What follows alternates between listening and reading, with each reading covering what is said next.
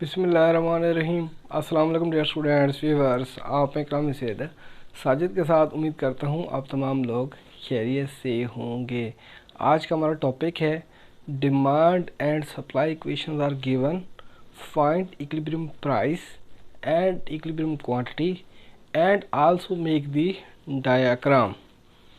Price को find करना है, क्वांटिटी को फाइंड करना है और डायग्राम बनाना है। अब हम क्वेश्चन को सॉल्व करते हैं।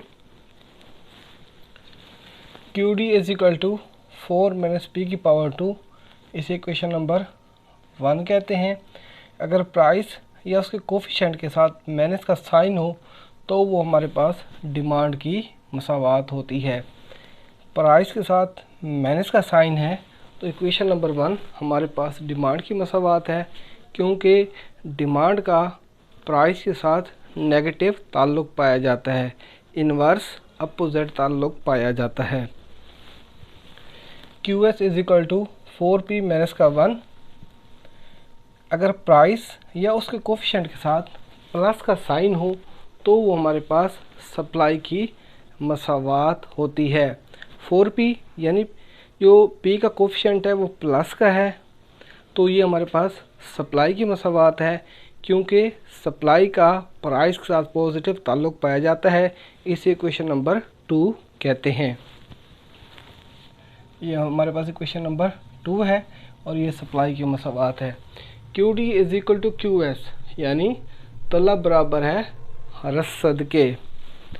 इसकी डेफिनेशन करते हैं। मंडी के तवाज़ुन से मुराद ऐसी सूरत हाल है जब किसी ख़ास कीमत पर तलब और रसद की जो मिकदार है वो बराबर हो जाए तो उसे हम क्या कहते हैं, यानी इक्विलिब्रियम कंडीशन कहते हैं। अब हम इस क्वेश्चन को सॉल्व करते हैं। QD की जगह उसकी वैल्यू को पुट करेंगे।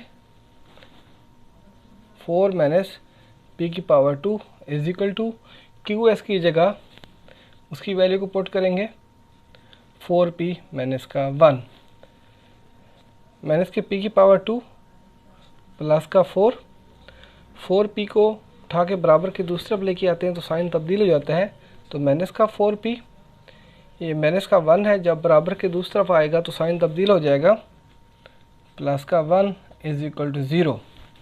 अब हम क्या करते हैं, मज़ीद सिंप्लीफाई करते हैं। माइनस P की पावर 2 माइनस का 4P प्लस का 1 है, और सॉरी प्लस का 4 है और प्लस का 1 है। इन दोनों को जमा करेंगे तो प्लस का आता है 5 is equal to 0।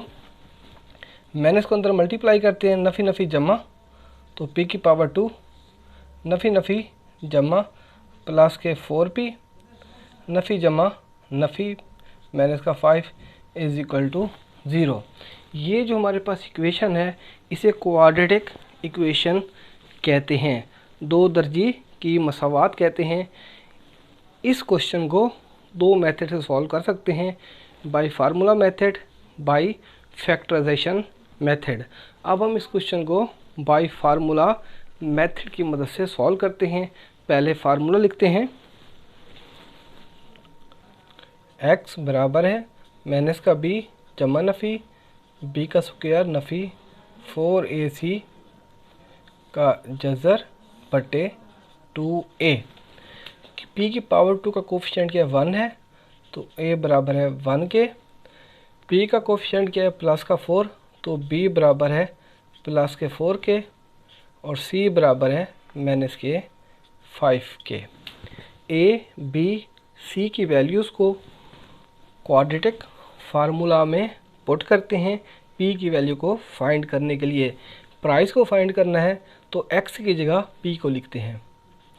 p is equal to minus b की जगह उसकी वैल्यू को पुट करते हैं, यानी 4 को पुट कर देते हैं, 4 जमा नफ़ी b का स्क्वायर, b की जगह उसकी वैल्यू को पुट करते हैं, यानी 4 का स्क्वायर माइनस 4a की जगह उसकी वैल्यू को पुट करते हैं, 1 को पुट कर देते हैं, c की जगह उसकी वैल्यू को पुट करते हैं, माइनस के 5 को पुट कर देते हैं, का जज़र बटे 2a की जगह उसकी वैल्यू को पुट करते हैं, यानी 1 को पुट कर देते हैं। मज़ीद सिंप्लीफाई करते हैं। P is equal to minus का 4 जमा नफ़ी 4 का स्केल लेते हैं तो 16 आता है। माइनस के 4 को 1 से मल्टीप्लाई करते हैं तो माइनस का 4 आता है। माइनस के 4 को माइनस के 5 से मल्टीप्लाई करते हैं, नफ़ी नफ़ी जमा, तो प्लस का आता है हमारे पास 20, प्लस का 20 आता है। का जज़र 2 को 1 से मल्टीप्लाई करते हैं तो 2 आता है। P is equal to minus का 4 जमा नफ़ी 16 प्लस 20, इन दोनों को जमा करते हैं तो प्लस का आता है 36 का जज़र बटे 2। P इज़ इक्वल टू नफ़ी 4 जमा नफ़ी 36 का स्केल लेते हैं तो हमारे पास 6 आता है, 6 बटे 2। इस जमा नफ़ी का मतलब ये होता है इस 6 को एक दफ़ा जमा में लिखेंगे और एक दफ़ा माइनस में लिखेंगे। यहाँ पे सॉल्व करते हैं। P is equal to minus का 4 माइनस की 6 बटे 2 कामा माइनस का 4। अब हम क्या करेंगे, प्लस का 6 लिखेंगे, प्लस का 6 बटे 2। P is equal to minus का 4 माइनस का 6, इन दोनों को जमा करते हैं, अलामत माइनस की आएगी, माइनस का 10 डिवाइडेड बाई 2। 6 में से 4 को लेस करते हैं तो प्लस का 2 आता है, 2/2। P is equal to minus के 10 को माइनस प्लस के 2 पे डिवाइड करते हैं तो माइनस का आता है 5। 2 को 2 पे डिवाइड करते हैं तो प्लस का आता है 1। P is equal to minus के 5 और P is equal to 1। Economics की टर्म में ना कभी अशिया की कीमतें नेगेटिव होती हैं, ना कभी जो क्वांटिटी की मकदार होती है नेगेटिव होती है। जो नेगेटिव प्राइस है उसको नज़रअंदाज कर देंगे और पॉजिटिव प्राइस लेंगे। इस वाली वैल्यूज़ को नज़रअंदाज कर देते हैं और ये वाली वैल्यू लेंगे, यानी P बराबर है 1 के। अच्छा, हम एग्ज़ाम में कैसे पता चलेगा जो प्राइस फाइंड किया है वो ठीक है या गलत है? प्राइस को डिमांड इक्वेशन और सप्लाई इक्वेशन में पुट करेंगे। अगर दोनों का आंसर यानी डिमांड और सप्लाई का आंसर सेम आ जाता है तो इट्स मीन हमारा क्वेश्चन ठीक है। जो हम लोगों ने प्राइस फाइंड की है, जब हम डिमांड और सप्लाई इक्वेशंस में पुट करते हैं, अगर दोनों का आंसर मैच नहीं करता, यानी दोनों डिमांड और सप्लाई का आंसर सही नहीं आता, तो इसका मतलब ये है जो हमने क्वेश्चन सॉल्व किया वो गलत है। अब हम चेक करते हैं। प्राइस को इक्वेशन नंबर 1 में पुट करते हैं, यानी डिमांड की इक्वेशन में पुट करते हैं। Now putting the value of P in demand equation, यहाँ पे डिमांड इक्वेशन लिखते हैं। QD is equal to 4 minus P की power 2। QD is equal to 4 minus P की जगह 1 को पुट कर देते हैं, 1 का square. QD is equal to 4 minus 1 का स्क्वायर लेते हैं तो 1 आता है। QD is equal to 3। Demand का आंसर 3 है और सप्लाई का आंसर भी 3 आना चाहिए। प्राइस की वैल्यू को इक्वेशन नंबर 2 में पुट करते हैं। Now putting the value of P in supply equation, यहाँ पे लिखते हैं supply equation. QS is equal to 4P minus का 1। QS is equal to 4P की जगह 1 को पुट करते हैं, 1 माइनस का 1। QS इज इक्वल टू 4 को 1 से मल्टीप्लाई करते हैं तो 4 आता है, माइनस का 1। QS इज इक्वल टू 4 में से माइनस के 1 को लेस करते हैं तो 3 आता है। प्राइस हमारे पास 1 है, डिमांड का आंसर 3 है और सप्लाई का आंसर 3 है। इसका मतलब ये है यहाँ तक हमारा क्वेश्चन ठीक है। अब हम गोशवारा और डायग्राम बनाते हैं। पहले गोशवारा यानी शेड्यूल बनाते हैं। P यहाँ पे P लिखते हैं, QD यहाँ पे लिखते हैं QS यानी सप्लाई। P की वैल्यू हमारे पास 1 है। 1 गोशवारा बनाने के लिए P की दो वैल्यूज़ को मैं सपोज करता हूँ 2, 3, यानी ये दो वैल्यूज़ मैंने सपोज की हैं 2 3।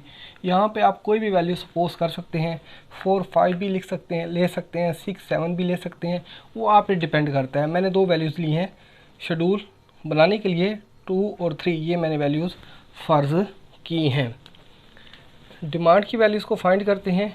डिमांड की वैल्यू को फाइंड करने के लिए डिमांड की जो इक्वेशन है यहाँ पे लिखते हैं, ये वाली इक्वेशन यहाँ पे लिखेंगे, Q D is equal to 4 minus P की power 2, Q D is equal to 4 minus P की जगह 1 को पुट करेंगे, ये वाला 1 यहाँ पे पुट करेंगे का square, Q D is equal to 4 minus 1 का स्क्वायर लेते हैं तो हमारे पास 1 आता है, Q D is equal to 4 में से 1 को लेस करते हैं तो 3 आता है। ये हमारे पास डिमांड की पहली वैल्यू है 3। डिमांड की इक्वेशन दोबारा लिखते हैं, Q D is equal to 4 minus P की power 2, Q D is equal to 4 minus P की जगह 2 को यहाँ पे पुट कर देते हैं, 2 का square, Q D is equal to 4 minus 2 का स्क्वायर लेते हैं तो 4 आता है, Q D is equal to plus के 4 में से माइनस के 4 को लेस करते हैं तो 0 आता है। ये डिमांड की दूसरी वैल्यू है, यहाँ पे 0 लिखते हैं। फिर अगेन डिमांड की क्वेश्चन यहाँ पे लिखते हैं, Q D is equal to 4 minus P की power 2, Q D is equal to 4 minus P की जगह 3 को पुट कर देते हैं, यहाँ पे 3 लिखेंगे, 3 का square, Q D is equal to 4 minus 3 का स्क्वायर लेते हैं तो हमारे पास आता है 9, Q D is equal to minus के 9 में से प्लस के 4 को लेस करते हैं तो माइनस का 5 आता है। ये तीसरी वैल्यू फाइंड की है डिमांड की, ये माइनस का 5। यहाँ पे हम चेक करते हैं जो हमने डिमांड की वैल्यूज़ फाइंड की हैं वो ठीक है या गलत है, क्योंकि डिमांड का प्राइस का नेगेटिव ताल्लुक पाया जाता है। जब प्राइस 1 होती है तो डिमांड कितनी है 3, जब प्राइस इंक्रीज़ करती है तो डिमांड डिक्रीज़ हो जाती है, तो हमारी डिमांड कितनी होगी 0 होगी। जब प्राइस 2 से इंक्रीज़ करके 3 होती है तो हमारी डिमांड 0 से यानी डिक्रीज़ होकर नेगेटिव हो जाती है, माइनस में चली जाती है, माइनस के 5। इसका मतलब ये ठीक है डिमांड की वैल्यू जो फाइंड की हैं। अब हम क्या करते हैं, सप्लाई की वैल्यू को फाइंड करते हैं। तो सप्लाई की क्वेश्चन यहाँ पे लिखते हैं, Q S is equal to 4p minus का 1, Q S is equal to 4, P की जगह 1 को पुट करते हैं, यहाँ पे 1 को पुट कर देंगे माइनस का 1, Q S is equal to 4 को 1 से मल्टीप्लाई करते हैं तो 4 आता है माइनस का 1, Q S is equal to 4 में से माइनस के 1 को लेस करते हैं तो 3 आता है। ये सप्लाई की पहली वैल्यू है 3।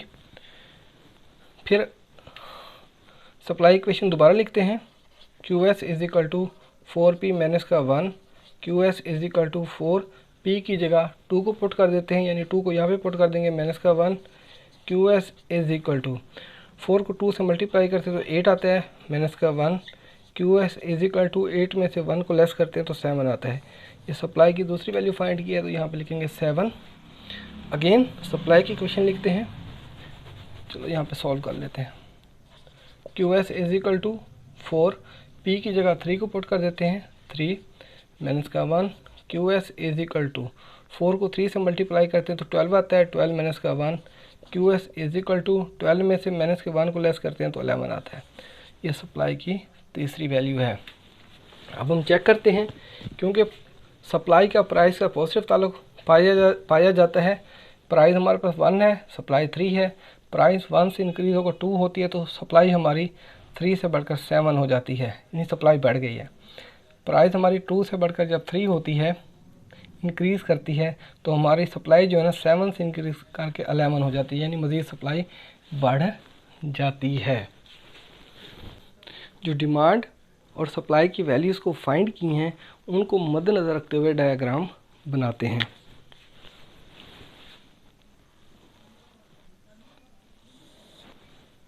ओ Q D is equal to Q S, और यहाँ पे हमारी क्या है, ये प्राइस हमारे पास क्या है 1 2 3, 1 ये 2 और ये 3।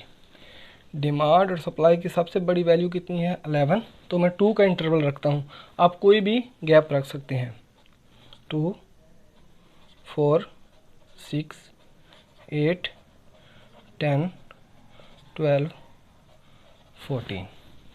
अच्छा, उसके बाद हमारे पास नेगेटिव वैल्यू है माइनस का 5। तो इस साइड पे हमारे पास डिमांड क्या होती है, नेगेटिव होती है। Q D is equal to Q S. तो यहाँ पे माइनस का 2, माइनस का 4, माइनस का 6, माइनस का 8, माइनस का 10 और ये माइनस का 12।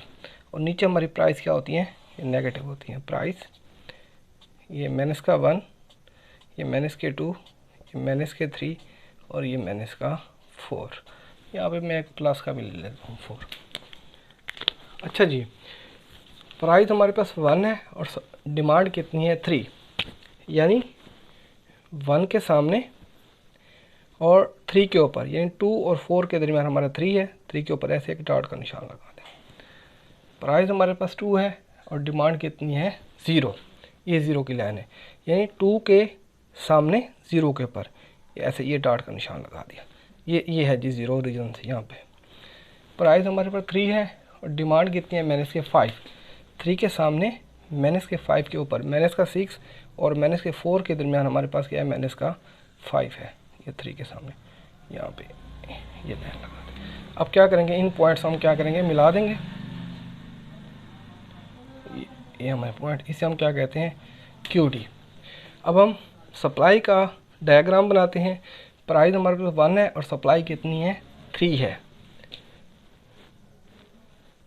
1 के सामने ये 3 के ऊपर यानी 2 और 4 के दरमियान ये 3 है, ये डॉट लगा देंगे। प्राइस हमारे पास 2 है और सप्लाई कितनी है 7। 2 के सामने 7 के ऊपर 6 और 8 के दरमियान यहाँ पे 7 होगा, ये 2 के सामने ये डॉट लगा देंगे।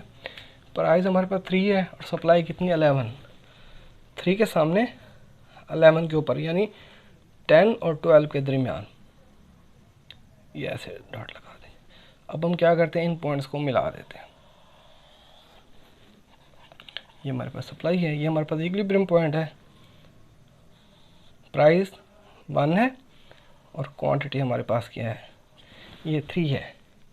यानी ये ऐसी कंडीशन है जहाँ पर डिमांड और सप्लाई आपस में बराबर हो जाती है। Thank you.